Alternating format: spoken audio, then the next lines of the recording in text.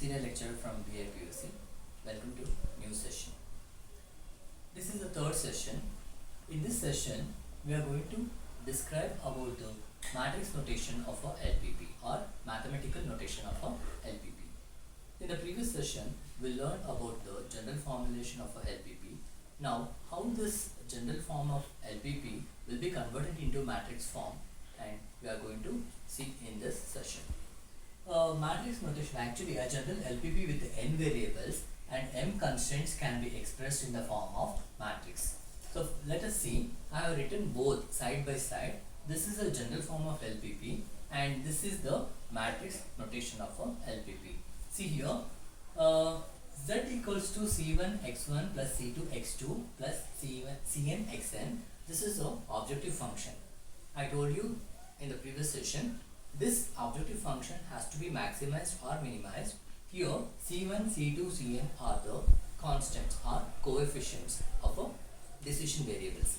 Here x1, x2 up to xn are called decision variable and they are subject to inequality constraints.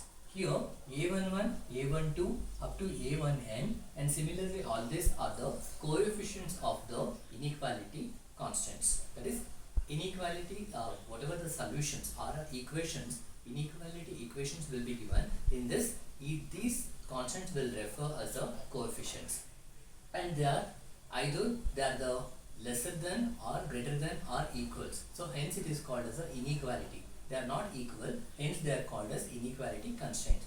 And x1, x2 are the non-negative restrictions. And this same LPP, if at all we are going to transform into a small form, that is optimized form, see here, this entire objective function can be written as z equals to cx, that is in a miniature form. Z is a objective function and or greater than symbol, that is a capital C, represents all the coefficients of a decision variables, and x is a decision variable.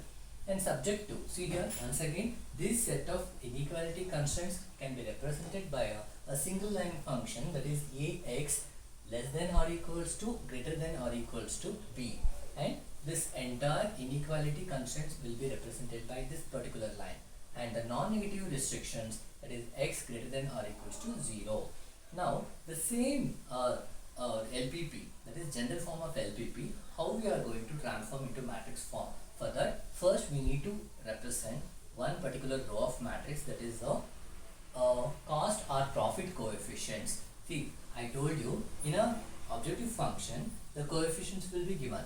That particular coefficients, only the coefficients, we are going to form a row matrix that represents the cost or profit coefficients. And next one, the x equals to x1, x2 up to xn is a column matrix of a variables. Remember, these variables will be the variables which represents in a inequality constraints. And b equals to b1, b2 up to bn is a column matrix of a requirements. So after the each inequality, you have given some constant, that is b1, b2 up to bm.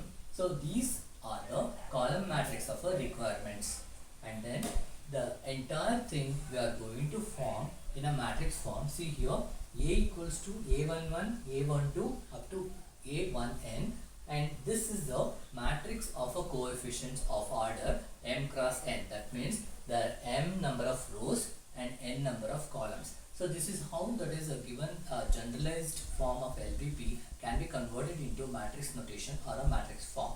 In the next session, we are going to learn about some of the different definitions or different variables or different constants which will be employed in a LPP, such as decision variable, what is objective function, and what are the solution, what is the optimization of a solution, or what is the feasible solution. All these things we are going to learn in a next session, that is in the fourth session.